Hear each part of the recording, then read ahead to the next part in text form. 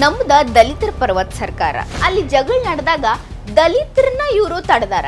ಅವಾಗ ಅಷ್ಟ ಇವ್ರಿಗೆ ದಲಿತರ ಮೇಲೆ ಎಲ್ಲಿಲ್ಲದ ಪ್ರೀತಿ ಉಕ್ತೈತಿ. 250 ದಲಿತ ಕುಟುಂಬಗಳು ಊರ್ನ ಬಿಟ್ಟು ಹೋದ್ವು. ಇದ ನೋಡ್ರಿ ಕಾಂಗ್ರೆಸ್ ಅವರ ದಲಿತ ಸ್ನೇಹಿ ಸರ್ಕಾರ ಅಂತಂದ್ರ. ನಮಸ್ಕಾರ ರೀ. ಸನಾತನ ಧರ್ಮ ನಿರ್ಮೂಲನೆ ಮಾಡಬೇಕು, ಅದೊಂದ ವೈರಸ್ ಇದ್ದಂಗ, ಅದನ್ನ ಬುಡ ಸಮೇತ ಕಿತ್ತಿ ಒಗಿಬೇಕು. ನಮ್ದ ದಲಿತರ ಪರವತ್ ಸರ್ಕಾರ, ನಾವು ದಲಿತರ ಪರ ಅದೀವಿ. ಇಂಥದ್ದೆಲ್ಲ ಮಾತಾಡ್ತಿದ್ದ ಇಂಡಿ ಮೈತ್ರಿಕೂಟದ DMK ಸರ್ಕಾರದ ನೂತನ ಉಪಮುಖ್ಯಮಂತ್ರಿ ಉದಯನಿಧಿ ಸ್ಟಾಲಿನ್ ಅವರ ತಮಿಳುನಾಡಲ್ಲಿ ದಲಿತರಿಗೆ ರಕ್ಷಣೆ ಇಲ್ಲ, ನ್ಯಾಯ ಇಲ್ಲ, ಇಂಥ ಮಾತುಗಳು ಕೇಳ್ಬರಾಕತ್ತವ್ರಿ. ವಿಷಯ ಏನಪ್ಪಾ ಅಂತಂದ್ರ, ತಮಿಳುನಾಡಿನ ತಿರುವನಾಮಲೈನ ಮೊರಕ್ಕಲ್ ಅನ್ನೋ ಗ್ರಾಮದಾಗ 56 ವರ್ಷದ ದಲಿತ ಮಹಿಳೆಯ ಶವಯಾತ್ರೆ ಹೋಗಾಗ ಕಂದಾಯ ಇಲಾಖೆಯವರು ಮತ್ತು ಪೊಲೀಸರು ಅದನ್ನ ತಡೆದಾರೆ. ಮೊರಕ್ಕಲ್ ಅನ್ನೋ ಊರಾಗ ಮೇಲ್ಜಾತಿ ಕೆಳಜಾತಿ ಅಂತ ಹೇಳಿ ಅವ್ರೇನೋ ಡಿವೈಡ್ ಮಾಡ್ಕೊಂಡು ಅಲ್ಲಿ ಅವಾಗಿಂದ ಸಣ್ಣ ಪುಟ್ಟ ಜಗಳಗಳು ಇದ್ದೇ ಇದ್ದು. ಅಲ್ಲಿ ಕೆಳಜಾತಿ ಅವ್ರಿಗೆ ಅಂತ ಹೇಳಿ ಒಂದು ರೋಡ, ಮೇಲ್ಜಾತಿ ಅವ್ರಿಗೆ ಅಂತ ಹೇಳಿ ಒಂದು ರೋಡ್ ಇತ್ತು. ಕೆಳಜಾತಿ ಅವ್ರಿಗೆ ಅಂತ ಇದ್ದಿದ್ ರೋಡು ಸರಿ ಇರಲ್ದಕ್ಕಾಗಿ ಅವ್ರೇನ್ ಮಾಡ್ಯಾರ ಅಂದ್ರೆ ಆ ಶವ ತಗೊಂಡು ಈ ಮೇಲ್ಜಾತಿ ಅವ್ರು ಇದ್ದಿದ್ ರೋಡಾಗ ಶವಯಾತ್ರೆ ಹೊಂಟಾರ. ಆ ಟೈಮ್ ಒಳಗ ಅಲ್ಲೇನೋ ಮೇಲ್ಜಾತಿ ಕೆಳಜಾತಿಯವ್ರಿಗೇನೋ ಮಾತುಕತೆ ಆಗೈತಿ. ಆಗ ಪೊಲೀಸರು ಮತ್ತ ಕಂದಾಯ ಇಲಾಖೆಯವರು ಅಲ್ಲಿಗೆ ಬಂದಾರ. ಸರ್ಕಾರದ ಕೆಳಗ ಎಲ್ರು ಸಮಾನರಂತ ಬರೀ ಮಾತೇ ಆದೂರಿ. ಅಲ್ಲಿ ಜಗಳ ನಡೆದಾಗ ದಲಿತರನ್ನ ಇವರು ತಡೆದಾರ. ಆ ರೋಡ್ಲೆ ಹೋಗ್ಬೇಡ್ರಿ ಅಂತ ಹೇಳಿ ಅವ್ರಿಗೆ ಅದೇ ಮಣ್ಣಿನ ರೋಡ್ಲೆ ಕಳ್ಸ್ಯಾರ. DMK ಸರ್ಕಾರದ ಅಧಿಕಾರಿಗಳು ಮತ್ತ ಪೊಲೀಸರು ಮಾಡಿದ ಕೆಲಸ ಇದು. ಅವ್ರ ಪ್ರಕಾರ ಇದ ಅನ್ಸತ್ರಿ ದಲಿತ ಸ್ನೇಹಿ ಆಡಳಿತ ಅಂತಂದ್ರ. ಮೊನ್ನೆನ ತಮಿಳುನಾಡೊಳಗ DMK ಸರ್ಕಾರ ಇದ್ದಾಗನ ಕಲ್ಲಕುರ್ಚಿಯೊಳಗ 70 ಜನ ದಲಿತರು ವಿಷಪೂರಿತ ಸಾರಾಯಿ ಸೇವಿಸಿ ಸತ್ತರ್ರಿ. ಅವಾಗೂನು ಯಾರೊಬ್ರು ಇದ್ರ ಬಗ್ಗೆ ಮಾತಾಡ್ಲಿಲ್ರಿ. ಅಷ್ಟ ಯಾಕ್ರಿ, ಮಾತೆತ್ತಿದ್ರ ನಮ್ದು ದಲಿತರ ಪರ ಸರ್ಕಾರ, ನಾವು ದಲಿತರಿಗಾಗಿದ್ದೀವಿ ಅಂತೆಲ್ಲ ಒಣ ಮಾತಾಡೋ ಇಂಡಿ ಮೈತ್ರಿಕೂಟದ ಅನಿರೀಕ್ಷಿತ ದೊರೆ ರಾಹುಲ್ ಗಾಂಧಿನೂ ಇದ್ರ ಬಗ್ಗೆ ಏನು ಮಾತಾಡ್ಲಿಲ್ಲ, ಯಾವೊಂದು ಟ್ವೀಟು ಮಾಡ್ಲಿಲ್ಲ. ಅದ ಇಂಥದೊಂದು ಘಟನೆ ಮಧ್ಯಪ್ರದೇಶ ಉತ್ತರ ಪ್ರದೇಶದಾಗ ನಡೆದಿತ್ತಂದ್ರ ಬ್ಯಾಂಡ್ ಬಾಜಾ ಹಚ್ಕೊಂಡು ಊರ್ ತುಂಬ ಸುದ್ದಿ ಮಾಡೋರು. ಅವ್ರು ಹಿಂಗ ಇವ್ರು ಹಿಂಗ, ನಾವ್ ಅಷ್ಟೇ ದಲಿತರ ಪರ ಅದೀವಂತೆಲ್ಲ ಉದ್ದುದ್ದ ಮಾತಾಡೋರು.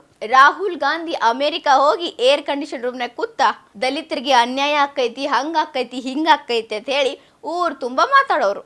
ಕರೆ ಇದ್ರ ಬಗ್ಗೆ ಯಾರು ಮಾತಾಡ್ಲಿಲ್ಲ. ಅವಾಗ ಅಷ್ಟ ಇವ್ರಿಗೆ ದಲಿತರ ಮೇಲೆ ಎಲ್ಲಿಲ್ಲದ ಪ್ರೀತಿ ಉಕ್ತೈತಿ. ಈಗ ತಮಿಳ್ನಾಡೊಳಗ ದಲಿತ ಮಹಿಳೆ ಶವಯಾತ್ರೆ ತಡೆದಿದ್ದು ಇವ್ರಿಗೆ ಒಂದು ಸುದ್ದಿನೇ ಅಲ್ಲ. ಆ ಸುದ್ದಿಗಳ ಮಧ್ಯ ಸಮಾಧಿ ಆಗೋಯ್ತು.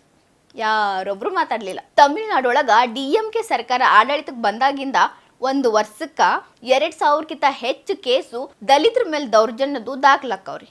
ದಾಖಲಾಗಲ್ದು ಎಷ್ಟದವೋ ಗೊತ್ತಿಲ್ಲ. ಈ ಇಂಡಿ ಮೈತ್ರಿಕೂಟದವ್ರ ಆಡಳಿತ ಇರೋ ರಾಜ್ಯದಾಗ ಎಲ್ಲೆಲ್ಲಿ ದಲಿತರ ಮೇಲೆ ಅನ್ಯಾಯ ದೌರ್ಜನ್ಯ ನಡೆದೈತಿ ಅಂತ ಹೇಳಿ ಅಮಿತ್ ಶಾ ಹೇಳ್ತಾರ. ಅದ್ ಎಲ್ಲೆಲ್ಲಿ ಅಂತ ಹೇಳ್ತೀನಿ ಕೇಳ್ರಿ. 2005ರಾಗ ಹರಿಯಾಣದಾಗ ಕಾಂಗ್ರೆಸ್ ಸರ್ಕಾರದ ಆಡಳಿತ ಇದ್ದಾಗನ ಗೋಹಾನ ದೌರ್ಜನ್ಯ ನಡೆದಿತ್ತು. ಜಾತಿ ಮಧ್ಯೆ ಇದ್ದಿದ್ದ ಕಲಹನ ಸರಿ ಮಾಡಲ್ದ ಸರ್ಕಾರ ದಲಿತರನ್ನ ಕೇಳಿಸ್ಕೊಳ್ದವ್ರಿಗೆ ಅನ್ಯಾಯ ಆಗೋ ತರ ಮಾಡಿತ್ರಿ. ಅದ ಹರಿಯಾಣದಾಗ 2010ರಾಗೂ ಕಾಂಗ್ರೆಸ್ ಸರ್ಕಾರ ಆಡಳಿತದಾಗಿತ್ರಿ. ಆ ಸಂದರ್ಭದೊಳಗ ಮಿರ್ಚುಪುರದಾಗ 18ರಿಂದ 20 ದಲಿತರ ಮನಿ ಸುಟ್ಟು ಭಸ್ಮ ಆಗಿದ್ದು ರೀ. ಆಗ 50ಕ್ಕಿಂತ ಹೆಚ್ಚು ಮಂದಿ ತಪ್ಪಿಸ್ಕೊಂಡು ಬಂದ್ರು ಅವ್ರಿಗೆ ಗಂಭೀರ ಗಾಯಗಳಾಗಿದ್ದು. ತಪ್ಪಿಸ್ಕೊಳಕ್ ಆಗಲ್ದೆ ಅಂಗವಿಕಲರು ಎಷ್ಟೋ ಜನ ಸಾವನ್ನಪ್ಪಿದ್ರು. ಇದಷ್ಟ ಅಲ್ದ 250 ದಲಿತ ಕುಟುಂಬಗಳು ಊರ್ನ ಬಿಟ್ಟು ಹೋದ್ವು. ಆದ್ರೆ ಅವ್ರಿಗೆ ನ್ಯಾಯ ಅನ್ನೋದು ಸಿಗಲೇ ಇಲ್ಲ.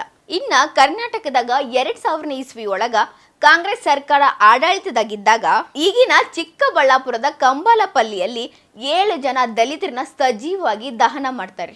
ಆವಾಗ್ಲೂ ನ್ಯಾಯ ಅನ್ನೋದು ದಲಿತರ ಪರ ಮುಖಾನು ಮಾಡ್ಲಿಲ್ರಿ. ಇದ ನೋಡ್ರಿ ಕಾಂಗ್ರೆಸ್ ಅವರ ದಲಿತ ಸ್ನೇಹಿ ಸರ್ಕಾರ ಅಂತಂದ್ರ. ಇದ ವರ್ಷ ಸಿದ್ದರಾಮಯ್ಯ ಸರ್ಕಾರದಾಗ PSI ಪರಶುರಾಮ್ ಆತ್ಮಹತ್ಯೆ ಮಾಡ್ಕೊಂಡು ಸಾಯ್ತಾರ್ರಿ. ಅವರು ಒಬ್ರು ದಲಿತ ಅಧಿಕಾರಿ ರೀ. ಅವ್ರ ಸಾವಿಗೆ ಕಾರಣ ಕಾಂಗ್ರೆಸ್ಸಿನ ಶಾಸಕರು ಅಂತ ಹೇಳಿ ಅವ್ರ ಹೆಂಡತಿ ಆರೋಪನೂ ಮಾಡ್ಯಾರ್ರಿ.